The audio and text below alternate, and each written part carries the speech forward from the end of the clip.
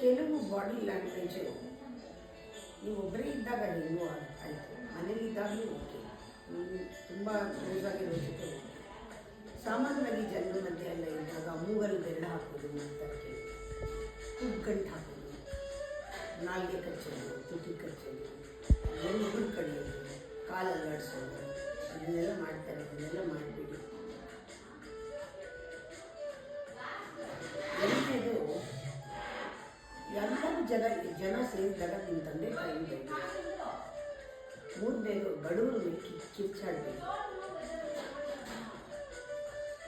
ಒಂದು 10 ಜನ ಕೂತ್ಕೊಂಡು ಒಳ್ಳೆ ಮಾತಾಡ್ತಿದ್ರೆ ಅದು ಮಧ್ಯೆ ಯಾವುದೋ ಒಂದು ಜೋಕು ಅಥವಾ ಬೇರೆಯವ್ರ ಮೇಲೆ ಅಪವಾದಗಳು ಚಾಡಿನೂ ಹೇಳ್ತೀವಿ.